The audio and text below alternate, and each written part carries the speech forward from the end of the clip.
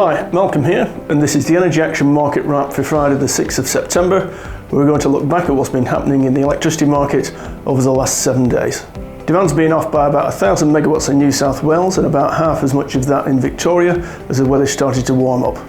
Prices are off a little bit against the previous week, and we've had our first negative price day in Queensland. On the 4th of September, we had 16 consecutive negative half hours in Queensland, which pulled the average price on the day down to minus $49 a megawatt hour. We're still seeing negative half hours in South Australia, but not too much on the high price side in any state. Those negative half hours are having a small effect on futures prices in Queensland for 2020, but they're not affecting any of the other states, and they're not flowing through to the commercial and retail prices. Large-scale certificate prices continue to trend up slowly, reaching $48 a certificate for the first time this year, and forward prices for the next 2 years are up between $2 and $3 a certificate, although for the third year they are quite soft. Those negative prices in Queensland have caused a stir in the press.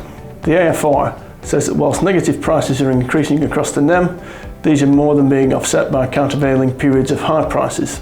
The AFR also tells us that different players in Queensland are responding in different ways, with some renewable generators electing to shut down during the negative periods, whilst others ride it through. The Weekend Australian quotes AEMO CEO Audrey Zilberman as commenting that we may now need to consider changes to the market to better reward dispatchable plant, or face early closure of some coal-fired stations.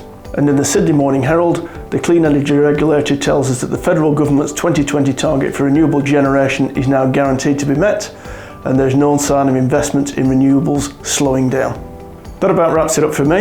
If you want to subscribe and you're watching on YouTube, hit the red button below, or if you're watching on LinkedIn or Facebook, subscribe to our mailing list. And as ever, have a good one.